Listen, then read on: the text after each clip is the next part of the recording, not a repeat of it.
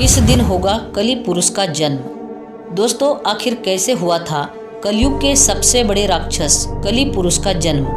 क्या कलि पुरुष यहाँ हम इंसानों के बीच मौजूद है? कैसा दिखता है कलि पुरुष और उसका अंत कैसे होगा?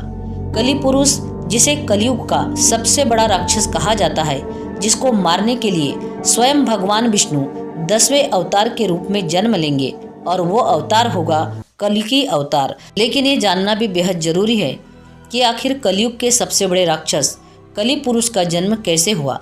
उसके जन्म के रहस्य को जानने के लिए सनातनी टेल्स चैनल की इस वीडियो को शुरू से अंत तक जरूर देखिए और वीडियो को लाइक करके चैनल को सब्सक्राइब जरूर कर लीजिए। कलि पुरुष के जन्म के रहस्य को जानने के लिए हमें सतयुग में जाना होगा। एक बार महर्षि दुर्वासा इंद्र से मिलने स्वर्ग लोग गए हुए थे, परंतु इंद्रदेव वहां नहीं थे। वो किसी राक्षस का वध करके स्वर्ग लोक ही आए थे। तब महर्षि दुर्वासा ने उनके स्वागत के लिए उन्हें फूलों की माला डाली।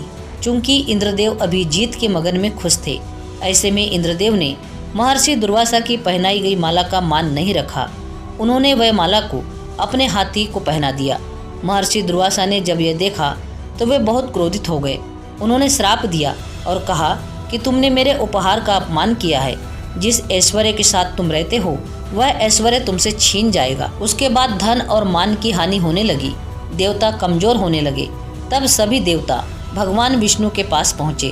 तब भगवान विष्णु ने उन्हें समुद्र मंथन के लिए कहा और साथ ही ये भी कहा कि सभी देवताओं को पुनः स्थापित होने के लिए क्षीर सागर के अमृत की आवश्यकता पड़ेगी। क्योंकि देवता अभी कमजोर थे, इसलिए इंद्रदेव ने असुरों के राजा बलि से समुद्र मंथन के लिए मदद मांगी। पहले तो राजा बलि ने देवताओं को मना कर दिया। वो जानते थे कि देवता असुरों के साथ छल करेंगे, परंतु गुरु शुक्राचार्य के कहने पर राजा बलि इस शर्त पर तैयार हो गए कि जो भी समुद्र मंथन से निकलेगा उसका बंटवारा होगा। इस बात पर देवता मान गए। तब मंदराचल पर्वत को गरुड़ देव ने अपनी चोंच में उठाकर क्षीर सागर में रखा। राक्षसगण वासुकी नाग के मुख की ओर थे और देवतागण पूंछ की ओर, परंतु मंथन बिल्कुल नहीं हो पा रहा था क्योंकि मंदराचल पर्वत का आधार घूम नहीं रहा था। तब भगवान विष्णु ने कछुए का अवतार लेकर मंदराचल पर्वत को अपनी पीठ पर रखा और इस प्रकार मंथन की शुरुआत हुई। उसमें से कई सारे कीमती आभूषणों के साथ सबसे पहले हलाहल नामक विष निकला। हलाहल विष निकलने से सभी इसके तेज से मूर्छित होने लगे, परंतु शर्त के अनुसार इसे आधा देवता और आधा राक्षसों को पीना था। परंतु दोनों में ही इस हलाहल विष को पीने की शक्ति नहीं थी। फिर भगवान महादेव ने भगवान विष्णु के कहने पर विषपान किया। भगवान भोलेनाथ ने भगवान विष्णु के कहने पर विषपान तो कर लिया। इस विष के प्रभाव से भोलेनाथ का कंठ नीला पड़ गया और इस वजह से उनका नाम नीलकंठ पड़ गया।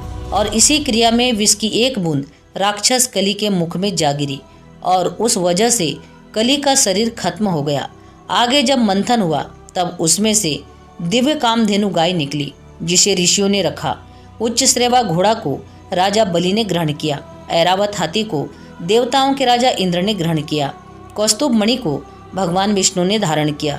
इसके बाद निकली संजीवनी बूटी। इसे पृथ्वी पर एक सुरक्षित स्थान पर स्थापित किया गया। ये वही संजीवनी बूटी थी जो त्रेता युग में लक्ष्मण को जब शक्ति लगी थी तब दी गई थी। इसके बाद धन संपदा लेकर लक्ष्मी जी निकली। लक्ष्मी जी सभी देवता, ऋषि, मुनि, राक्षस लक्ष्मी जी को देखकर आश्चर्यचकित थे। वे सभी लक्ष्मी जी को अपने पास रखना चाहते थे, परंतु लक्ष्मी जी ने खुद भगवान विष्णु को ग्रहण कर लिया। उसके बाद निकले चंद्रमा, जिसे भोलेनाथ ने ग्रहण किया। इसके बाद पारिजात वृक्ष और कल्प वृक्ष निकला, जिसे स्वर्ग में स्थापित कर दिया गया। फिर निकली अप्सरा रंभा, जिसे स्वर्ग अप्सरा बनाकर स्वर्ग में रखा गया।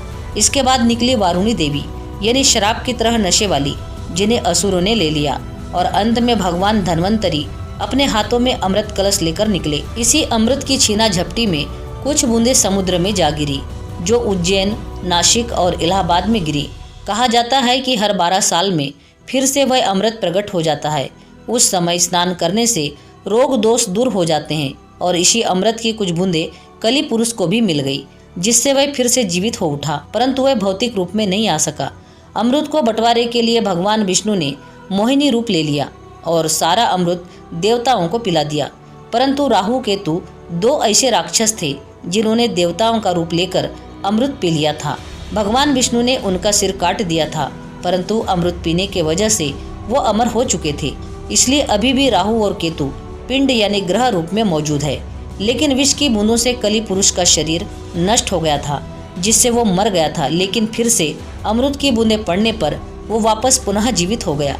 लेकिन उसके पास शरीर नहीं था। कली पुरुष अभी भौतिक रूप में नहीं आया है, परंतु वो अपनी शक्तियों से इंसान पर काबू पा सकता है। काम, क्रोध और मद, लोभ ये कली राक्षस के हथियार है। कली राक्षस की माया इतनी पावरफुल है कि उससे बचना बहुत ही मुश्किल है। कली राक्षस बहुत ही शक्तिशाली है। दोस्तों, कलयुग के अंत में वो भौतिक रूप में आ जाएगा। तब वो पाताल लोक से असुरी शक्तियों को आजाद करके इंसानों पर राज करेगा।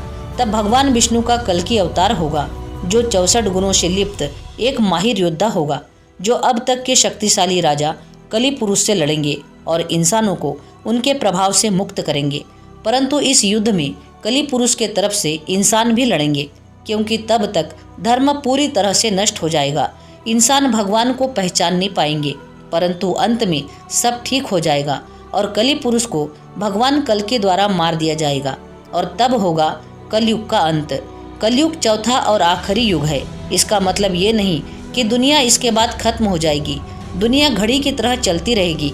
इसके बाद आरंभ होगा सतयुग का, फिर उसके बाद त्रेता युग, फिर द्वापर युग और फिर कलयुग। इसी तरह से दुनिया चलती रहेगी और युग परिवर्तन होते चले जाएंगे। दोस्तों, ये वीडियो आपको कैसी लगी कमेंट सेक्शन में जरूर बताना, और वीडियो अच्छी लगी हो तो इस वीडियो को लाइक करके चैनल को सब्सक्राइब जरूर करना। पूरा वीडियो देखने के लिए आपका बहुत बहुत धन्यवाद।